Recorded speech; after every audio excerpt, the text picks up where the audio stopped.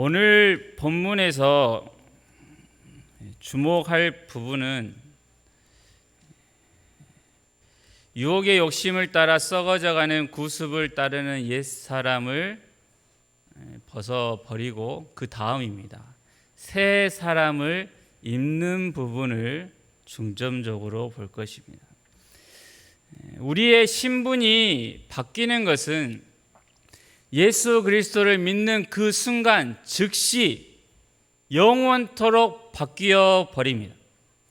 더 귀한 신분으로 올라갈 것도 없고 취소되거나 반납할 일도 없습니다.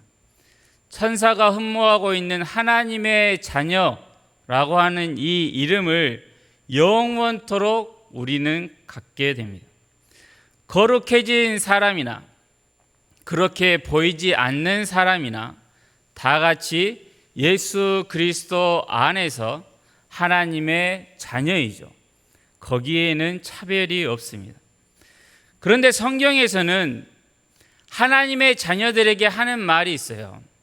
너희가 하나님의 자녀가 되었으니 그 자녀다운 모습을 가지기까지 게으르지 말고 힘을 다하여 구원을 이루라 라고 권면을 합니다. 본문도 바로 그에 대한 말씀입니다. 그래서 신자는 하나님이 자녀들에게 요구하시는 것을 자꾸 만들어가는 것이죠. 그러한 과정에서 부수적으로 일어나는 일이 자신이 가진 생명과 하나님의 자비하심을 삶 가운데서 드러내게 되죠. 하나님을 닮아가는 모습을 통해 간접적으로 그리스도의 생명이 어떠한 것인지 우리가 속해 있는 천국의 아름다움을 이 세상 가운데서 전하는 역할을 나도 모르게 하는 것입니다. 이렇게 겉으로 드러나는 모습은 우리 안에서 하나님을 닮은 모습이 많아질수록 드러나는 모습들, 열매들이 많이 맺히게 되어 가는 것이죠. 나무의 열매는 나무가 열매를 맺을 만큼 자란 다음에 맺히는 법이죠. 신자들도 그 이름에 걸맞는 사람이 되어야 아름다운 모습의 열매를 맺는 법입니다. 나무가 자라야 열매를 맺는 게 너무나도 당연한 사실인데도 열매에만 주목을 하다 보면 이상한 형태의 나무가 되기 시작합니다. 열매를 사서 모으거나 열매를 제작하기 시작하죠. 열매가 나무에서 자연스럽게 맺혀야 할 것인데 열매를 만들어 버리죠. 흙으로 동그랗게 만들어서 그럴듯하게 페인트를 칠해서 달기도 하고 플라스틱 열매를 가져다가 나무에 매다는 경우도 생깁니다. 겉으로 보기에는 분명 열매와 같습니다. 그런데 그 열매는 먹을 수가 없는 열매이죠. 하나님께서 받으시는 포도는 좋은 포도나무에서 맺힌 열매이지 포도 모양이 있다고 해서 받으시는 게 아니죠. 다른 나무들이 보면 저 포도나무는 참 풍성한 열매를 맺혔다라고 할지 몰라도 하나님이 보시기에 거짓 열매, 먹을 수가 없는 열매를 하나님 앞에 감히 보이려고 하는 속임수만 있는 나무일 뿐이죠. 그래서 성경은 이런 이야기를 마태복음 7장에서 말을 합니다. 사람들이 주여 주여 우리가 주의 이름으로 선지자 노릇하며 주의 이름으로 귀신을 쫓아내며 주의 이름으로 많은 권능을 행하지 아니하였나이까? 라고 할 때 예수님께서 하시는 말씀이 나는 너를 모른다 라고 하십니다. 그들은 분명 열매의 모습을 가지고 있습니다. 선지자 노릇, 즉 하나님의 말씀을 전하는 일을 했지 않습니까? 다른 이름도 아니고 주의 이름으로 귀신을 쫓아내는 열매도 보였습니다. 주의 이름으로 많은 권능도 그들은 행했습니다. 그런데 왜 예수님은 그 사람들을 모른다고 하실까요? 이것은 열매를 맺는 사람으로 커서 맺힌 열매가 아님을 하나님이 보신 것이죠. 다른 사람들은 속을지 몰라도 하나님은 속지 않으십니다. 나무가 열매를 맺을 만큼 크지 않았는데 열매가 달려있는 비정상적인 모습이 되었다는 의미죠. 이것은 오늘날 많은 교회들이 가지고 있는 심각한 문제 중 하나입니다. 많은 신자들이 나는 요즘 기도 생활을 안 했어, 나는 헌금을 안 했어 라며 걱정을 합니다. 아예 그런 생각조차 안 하는 것보다는 조금은 나은 것이긴 한데 그런 생각을 하고 나서 하는 행동이 지금까지 하지 않았던 기도를 몰아서 하고 하지 못한 헌금을 채우면 된다라는 생각에 빠진 것이죠. 그런데 그거보다 더 중요한 게 있습니다. 정말로 내 안에서 나의 신앙생활을 돌아보며 점검해야 할 것은 내가 지금 몇 번 빠졌는가 그것을 세고 있을 게 아니고 더 근원적인 물음을 자신에게 해야 하는 것이에요. 나는 왜 기도를 하지 않을까 이겁니다. 하나님을 향한 사랑이 왜 나에게는 열매로 드러나지 않을까 하는 물음을 해야 하는 것입니다. 이게 중요한 부분입니다. 기도가 무엇입니까? 다른 이방 종교에서도 하는 기도의 내용인 내 소원 성취나 문제 해결식의 기도에만 머무르면 안 됩니다. 그것은 이방인들도 하는 기도이죠. 하나님을 믿는 사람들의 기도는 거기에서 더 풍성한 게 있습니다. 그 기도의 내용이 무엇이냐면 내가 하나님의 말씀을 듣게 되었고 또한 그 말씀을 따라 살려는 마음도 하나님께서 내게 주셨는데 왜 이게 잘 안 되는가 하는 나의 연약함들, 이웃을 향해서 분을 내고 시기와 미움이 가득한 내 마음을 보고서 하나님 앞에 부르짖는 것이죠. 그 아들 예수의 피가 나를 살려주셨는데 하나님, 나는 왜 아직도 이 모양입니까? 내가 하나님을 사랑하는데 왜 하나님의 말씀을 따라 살려는 것보다 세상을 따라가려는 마음이 제게 있습니까? 이웃을 내 몸과 같이 사랑하라고 하셨는데 저 원수들이나 저 멀리 있는 선교지의 사람들이나 마을 사람들은 냅두고 왜 같은 교회 안에 있는 믿음 안에 있는 사람조차도 나는 사랑하지를 못합니까? 라고 하며 가슴을 치고 하나님께 도움을 구하는 것입니다. 그리고 그러한 도움을 구했으니 다시 한번 시도하고 해보는 게 응답을 구하는 기도자의 모습이죠. 이러한 기도를 하나님을 사랑하고 그 능력을 믿는 그리스도인들만이 할 수 있으며 거룩한 삶을 살려고 하는 이들만이 하는 참으로 귀한 기도인 것이죠. 그러면 또 하나님께 드리는 예배는 무엇입니까? 예배는 사람이 할 수 있는 매우 복된 일이죠. 그리고 주의 말씀을 들을 수 있다는 그것이 또한 복입니다. 그런데 이런저런 이유로 주의 말씀을 듣지 못한다면 그 영혼이 무엇을 따라가겠습니까? 예배 시간에 말씀을 듣지 않는데 개인적으로 말씀을 읽고 깊이 묵상하며 그 말씀이 이끄는 대로 사는 사람은 얼마나 될까요? 불가능한 것은 아니지만 말씀을 바르게 이해하고 행하는 것은 매우 드문 게 사실입니다. 그리고 또한 하나님께 이 얼마 되지도 않은 예물을 드리는 것은 내 마음이 하나님을 향해 있다는 것을 표현할 수 있는 귀한 수단입니다. 물질이 있는 곳에 우리의 마음은 따라가게 되어 있어요.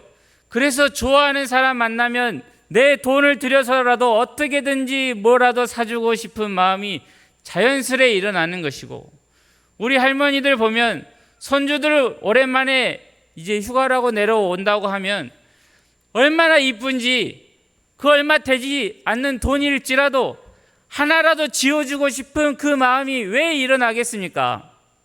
내가 손주에게 10,000원을 주면 내 아들이 나에게 10만 원을 줄 것 같으니 주는 할머니는 없어요. 그 손주가 이뻐서 그냥 주는 거예요. 더 못 줘서 안타까울 뿐이죠.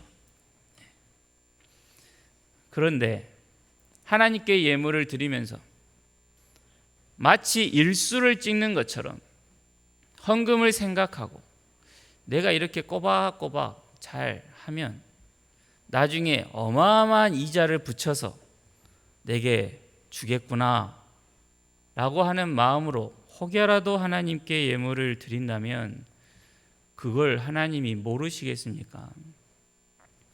그것은 자원하는 심령이나 기쁨으로 드리는 예물이 아니라 자기 욕심을 심는 것이고 이 땅의 것을 심는 것이기에 나중에 다 타버리는 것이죠. 많은 교회들이 강조하고 있는 여러 신앙의 모습들이 있습니다. 근데 그것이 목적이 될 수는 없어요. 하나님께서는 우리에게 거룩하라고 하셨습니다. 하나님께서 우리에게 열매를 맺으라고 하시는 것은 그만큼 그 열매를 맺을 만큼 자라가라라고 하는 뜻이지, 그 열매 우리가 무슨 1,000개를 갖다 드린들 무한한 것을 소유하고 계신 하나님에게 무슨 의미가 있겠습니까? 그 열매를 맺히는 나무의 모습을 바라고 계시는 것이죠. 나무가 심겨져 자라면 열매를 맺히게 됩니다. 열매에 대해서는 아주 많은 이야기들이 있는데 열매를 맺는 나무에 대해서는 잘 모르는 게 사실이죠. 기도나 봉사는 하나님 마음과 합하며 하나님의 성품을 따르는 자리까지 컸기 때문에 자연스럽게 저절로 나올 수밖에 없는 꽃이고 열매인 것입니다. 신앙이 그만큼 자라고 성품이 하나님을 닮아가고 나서 맺히는 열매는 참으로 복된 것이고 하나님께서 기뻐 받으시는 것이 되는데, 그게 아닌 게 되면 그 열매가 교만의 씨앗이 돼버리고 나무를 말라 죽이는 열매가 되는 것이죠. 욕조에 물을 가득 담기 위해서 수돗물을 틀어 놓으면 그 물이 욕조를 가득 채우고 난 뒤에 한 방울이 그 욕조 위에 떨어지면 얼만큼 넘치게 될까요? 한 방울이 넘치게 되죠. 2방울이 떨어지면 2방울이 이제 넘치게 됩니다. 욕조가 가득 차기 전에는 밖으로 넘치는 법이 없습니다. 그런데 물을 어서 욕조 밖으로 흘려보내야 된다는 생각에 사로잡혀서 아직 물이 차지도 않았는데 물을 바깥으로 흘려보내야 하니 하는 일이 뭐냐면 바가지로 물을 퍼내는 것이죠. 자신을 가득 채운 후에 넘쳐 흐를 때까지 기다리지를 못하고 많은 것을 밖으로 내야 한다고 생각하기에 봉사를 하고 기도 생활을 하고 헌금을 내는 이 아름다운 모습들이 있는데도 불구하고 그것을 하면 할수록 피곤하고 지쳐가는 분들이 생기는 것입니다. 새벽 시간에 나오신 분들은 들으셨겠지만 오병이어에서 제자들은 무엇을 나누어 주었냐면 예수님께 받아서 나누어 주는 사람들이에요. 자신들이 가지고 온 것을 나누어 주는 사람들이 아니고 하나님께로부터 받은 그것을 사람들에게 나누어 주었어요. 그와 같이 신자들은 떡을 받아서 나누어 주는 사람들입니다. 그 일에 우리를 부르셨고, 그래서 우리에게 지금 이 순간에도 풍성한 것으로 베풀어 주고 계시는 것이죠. 그래서 이러한 자리를 사모해야 하는 것입니다. 하나님을 위하여 교회를 섬기는 분들 중에 그 심령이 메말라 있는 경우가 얼마나 많은지 모릅니다. 그 책임 중 하나가 말씀을 전하는 사람들에게 있죠. 그런 일이 현재까지는 없다고 하더라도 앞으로 그런 일이 절대로 없도록 말씀을 전하는 사람들을 위하여 기도를 그래서 해야 하는 것입니다. 나무가 잘 자랄 수 있도록 무언가를 넘치게 부어주고 거름을 주는 일을 해야 할 것인데, 그것은 안 하고 자꾸 나무 가지를 향하여 손가락질을 하면서 너는 왜 열매를 맺히지 않느냐라고 하며 가지만 때리고 있는 모습이 있다는 것입니다. 거름을 줘서 그 거름이 나무를 자라게 하고 자연스럽게 열매를 맺는 과정에 이르러야 하는데 쥐어 짜내고만 있습니다. 일주일 내내 뭐 했냐? 나는 무릎 앞에서 나는 하나님 앞에 부끄러움 없이 살았어요 할 사람이 누가 있습니까? 예수님 사랑을 한 번이라도 생각해 본 적이 있느냐? 라고 말하면 면목이 없죠. 드라마는 빠짐없이도 잘 보면서 성경도 그렇게 읽었느냐? 기도는 했느냐? 라고 하면 또 할 말이 없습니다. 그래서 특별 새벽 기도 때라도 나오면 마치 1년 기도 생활 안 한 거 보상해 주는 것처럼 또 말을 하며 동원하는 사람들이 있어요.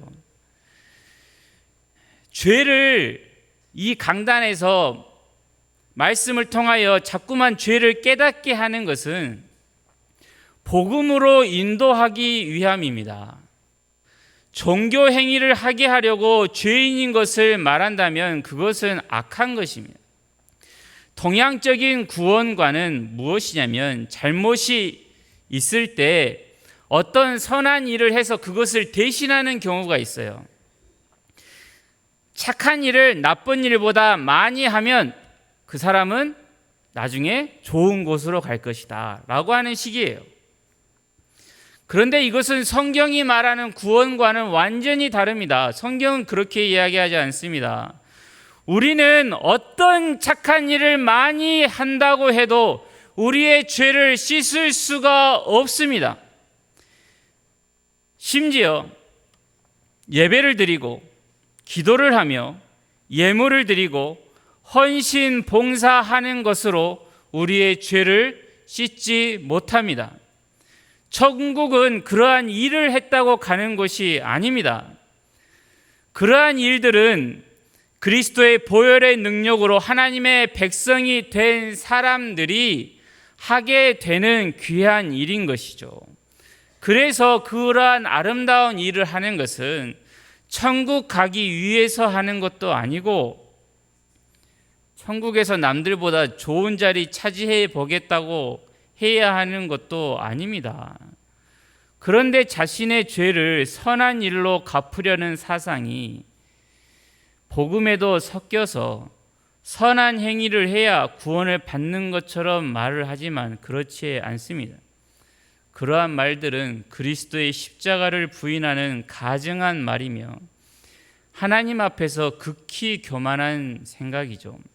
우리가 무엇을 한들 우리의 죄를 씻을 수 있으며 우리가 내 목숨을 다른 사람을 위하여 내주었다 하더라도 그것이 우리를 천국으로 인도할 수 있습니까? 그럴 수 없는 것이죠. 이스라엘이 어린 양의 피로 말미암아 구원을 얻어 애굽에서 나올 수 있었던 것과 같이 죄악 가운데 있던 영혼은 그리스도의 죽음으로 말미암아 죄의 권세에서 벗어날 수 있는 것입니다. 그런데도 무엇을 행하면 하나님께 좋은 것을 받을 수 있을 것이다, 구원을 얻을 수 있을 것처럼 말하면서 채워지는 것은 없는데, 그렇게 짜내고 짜내서 하나도 남지 않고 기진한 상태가 되어버리면 어떤 일이 일어나는지 아십니까? 서로 간에 교인들끼리 서로 짜요. 이제 나는 10시간 기도했는데 당신은 왜 5시간밖에 기도 안 해? 그런 식으로. 나는 예배를 한 번도 빠진 적이 없는데 당신 고작 그 정도 아프다고 예배를 빠져? 그러면 안 돼. 그러면서 서로 짜내요. 그러다가 이제 다 짜면 어디로 오는지 아십니까?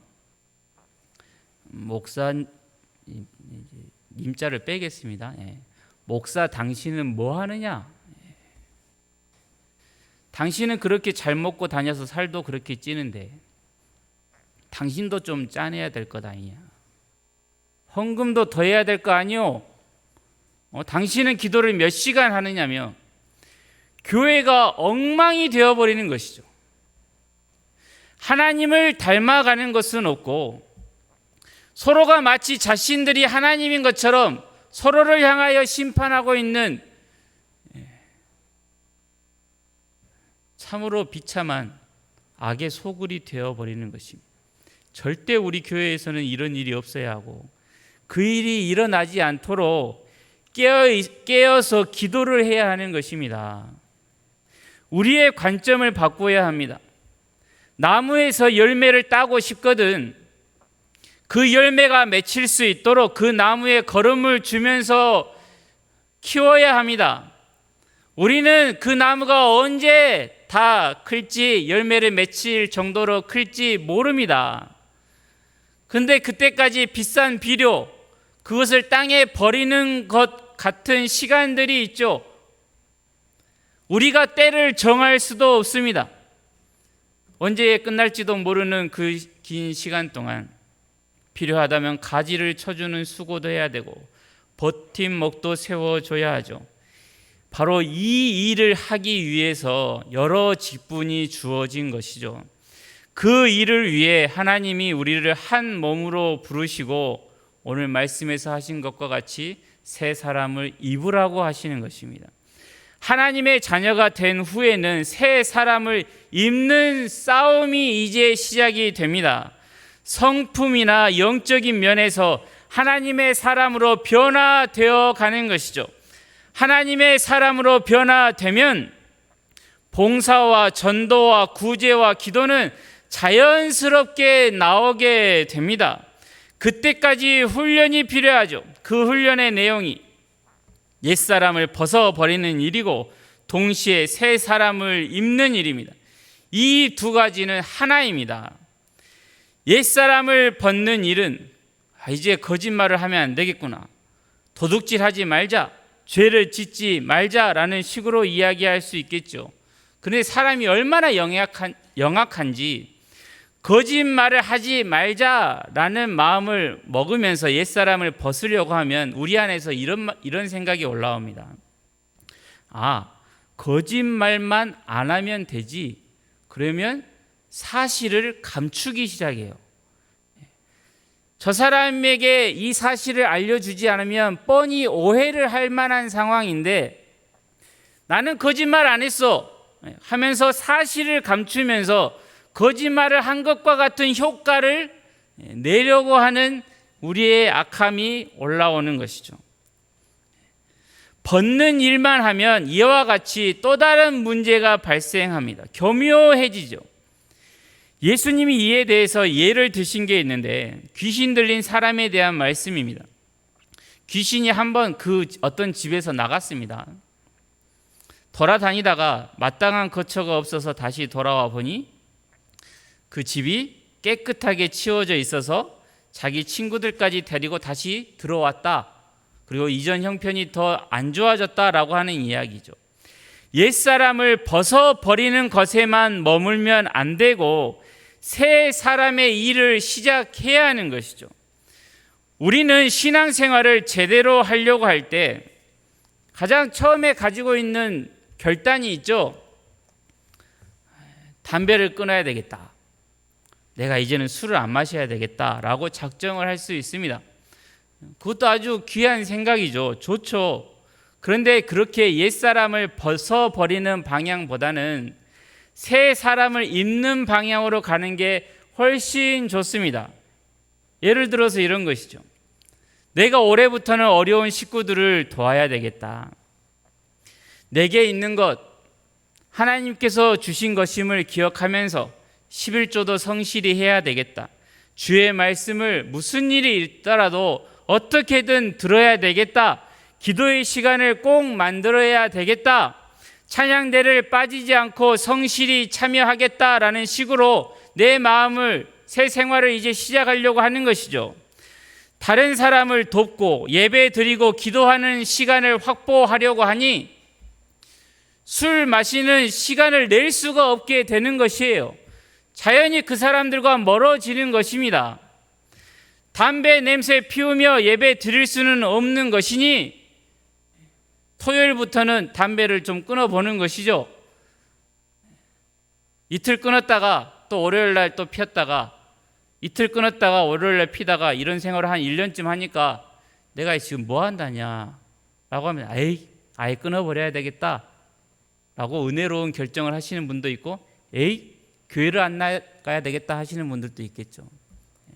어떤 식으로 가느냐에 따라 달라지지만 새 생활을 시작하는 것이 우리에게 필요하죠.